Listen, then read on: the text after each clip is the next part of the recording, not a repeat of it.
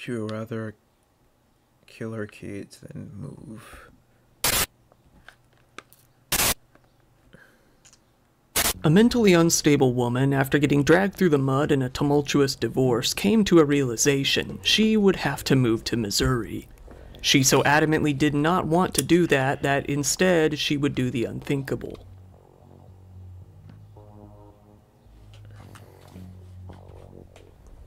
I think it's fair to say that, after working on a huge number of videos on this channel, some people shouldn't have kids. This Facts. case actually highlights two facts. Some people should not have kids. Two kinds of people. One that What's the saying? Every kid should have a parent, but not every parent should have a kid. Absolutely should not have kids, and one that seems like he was meant to have kids. Let's get into it. Veronica Youngblood was a woman who was originally born out in Argentina. Growing up there, she didn't have the best life by any means. She was raised in absolute poverty, with parents who treated her horribly, with both physical and sexual abuse being common in her household. Her parents even introduced her to an unspecified South American religion, one in which the followers believe that they can communicate with the dead. Once Veronica was a teenager, her parents kicked her out, forcing her to live in the streets of Buenos Aires. Eventually, she got pregnant and had a daughter, Sharon. With no career to speak of and no means to support herself, she had no choice but to turn to prostitution in order to raise her child. She has since stated that she didn't even have the money for food or clothes at the time, but early pictures show that Sharon had her ears pierced and had some pretty nice earrings in them, which kind of puts everything into question. Ron Youngblood was a military man, often getting deployed overseas. In 2007, he was stationed out in Argentina himself, Buenos Aires to be specific. While stationed there, he met none other than Veronica. Despite her work and the fact that she already had a daughter, Ron fell for her, pretty hard. He got very close to Sharon as well during this time period, coming to see himself as her true father. After 2 years of being in a relationship, Ron and Veronica flew out to Las Vegas to get married back in 2009. After a few years of being a small, happy family, the two decided to have another daughter in 2012, Brooklyn Youngblood. Not all was happy, though. Ron would often have to be away for work, something that Veronica despised. Nevertheless, the two stayed together, moving out to Oakton, Virginia in 2015. This new living situation would not last, though. Just 1 year later, after much fighting, the two decided that they were beyond reconciliation, opting for a divorce instead. Throughout the divorce, Ron insisted that he needed to have full custody of both of the kids. While he wasn't specific, he said that Veronica was very irresponsible and failed her parental duties time and time again. Veronica was extremely angry about this, given that she had found full-time employment and felt she was doing pretty well for herself. While in the process of divorcing, the two parents still lived together, creating a very awkward living situation. Ron and Sharon were still very close.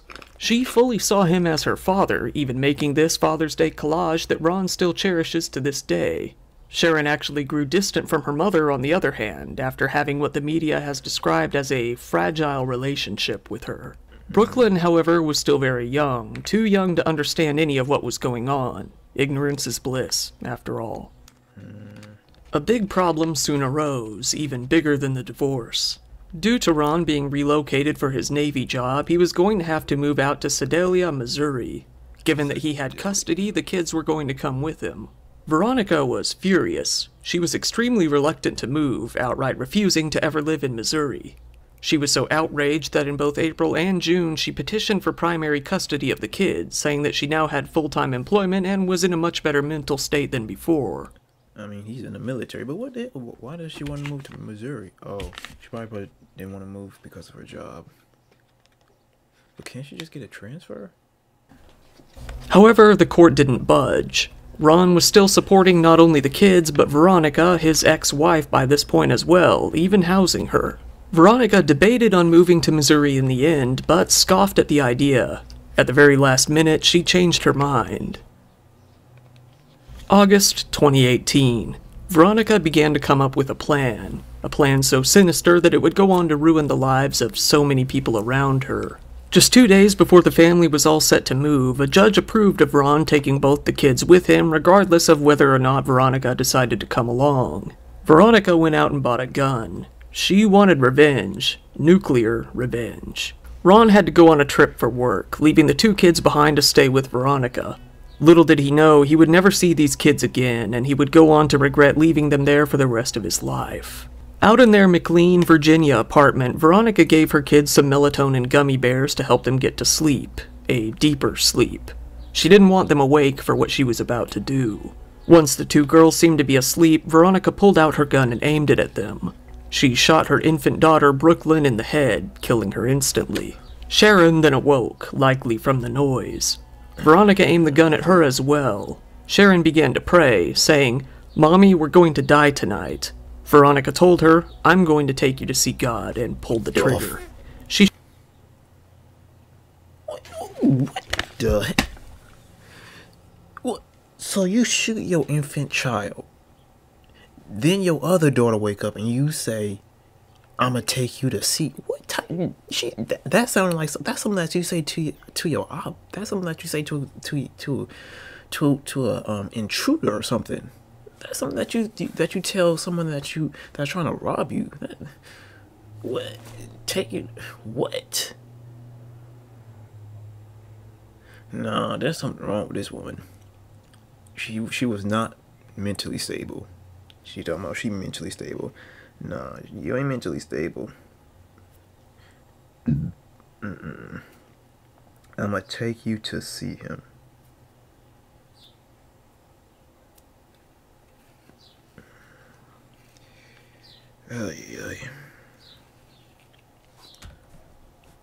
All this because she can't have custody of the kids. He shot Sharon in both the back and the chest. Sharon didn't die, though. She was still clinging on to life. She grabbed a nearby phone and immediately called 911, begging for help. She told emergency services that her mother had shot her and that she didn't want to die. She had gone into the other room to call Ron, telling him in a cold-blooded tone, "I killed Brooklyn, I killed Sharon, and now I'm going to end myself," saying that it was because she hated him so much. Ron has since said, "Those girls were leverage to her, leverage to get what she wanted from me. She obviously knew those girls were the most important things in my life. She saw that she had no more tools to use against me, so she decided to get rid of them." Although he knew that Veronica was extremely bitter after their custody dispute, knowing that she had quite the temper, he never thought she would ever do something like this, adding, "I wouldn't put it past her that she would try to do something to me, but I never thought she would have done something to the girls." Yeah, I thought this story was leading more to him. Like him shooting the kids because he did something to them, or her shooting him then the kids. Maybe it's because he has a past in the military that she didn't want to try him. Maybe he always kept a gun around him or on him, so she didn't want to try to shoot him.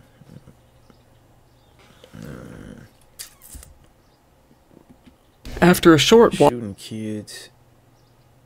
While the police and an ambulance arrived to the home, Sharon was still alive. They put her into the ambulance and rushed her off to the hospital, where she remained in critical condition. Veronica, though, had already fled the scene.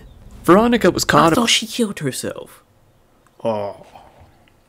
About one county over, not too long after she ran. The police recovered the gun used in the murder from her car, arresting her there on the spot. She was thrown into custody and held without bond. Sharon then died in the hospital, despite struggling as hard as she did. Veronica was thrown into an interrogation room and urged to explain herself. "I don't know how to explain it. Something exploded in my mind," she said, speaking through the help of a translator. She told the detectives that she planned to kill the kids and herself after this custody dispute. Buy a gun and kill my dad and me. So, to buy a gun and kill your daughters and yourself? Yes. Veronica flat out admitted to investigators while being recorded that she killed her kids, saying that she deserved the death penalty. I am guilty. So your punishment should be what? Death penalty. Death penalty? Veronica was formally arrested for the murders of 15-year-old Sharon Castro and 5-year-old Brooklyn Youngblood on August 5th of 2018. Soon enough, her trial began. She decided to plead not guilty by reason of insanity. Veronica... Boy, they gonna try something to get out of this. First, she said that she was going to kill herself when she was on the phone with her ex-husband. Then she told detectives that she deserves the death penalty. Then she gets in the courtroom and tells the judge that she is not guilty. She pleads insanity. Boy. Veronica Youngblood claimed in court that she heard voices, but that defense was thrown out and the trial The continued. voices should have told you to end yourself too. Throughout most of the trial, Veronica continued to look down at her feet. To anyone watching, it wouldn't be a stretch to feel that she had some sort of remorse for what she had done. Her attorneys went on to point out to the court that Veronica had grown up in poverty, suffering all forms of abuse from her horrible parents. They emphasized that she was so desperate to provide for herself and her daughter that she would turn to prostitution, something she adamantly did not want to do. However, given what she had done, this didn't seem to garner any sympathy from the jury. Her attorneys, after failing to get the sympathy they had tried to get for her, decided to place as much blame on Ron as they could instead. They claimed that his controlling tendencies and him coming out of the divorce in much better shape than she did had sent her over the edge. While Ron did admit that he got a better deal in the divorce than she did, giving him more leverage over the kids, he couldn't believe that something like that could justify what she did. All throughout the trial, the Fairfax County Assistant Commonwealth's Attorney, Kelsey Gill, described Veronica as being selfish, malicious, and a deliberate murderer. She played the 911 call from Sharon to the court. The jury, after hearing it, was so disturbed and traumatized that some of the members opted to attend therapy afterwards. Kelsey Gill added, "There really aren't words that can describe the depravity with which Miss Youngblood planned and carried out the execution of her children." Veronica exploded in anger during the trial, placing all of the blame on Ron. "Why did you leave the girls with me?" she screamed, saying that none of this would have happened if he didn't. Veronica Youngblood was soon found guilty on 2 charges of murder and felony firearm use. Before her sentencing, Veronica spoke for about 30 minutes, telling the court how hard raising her daughters had really been. She told the judge, through a translator, "I've been a good mother, but..." Daughters? She had help with her daughters. The reason, and I'm using plural because she had her second daughter with him. So she had help with her daughters. What is she talking about?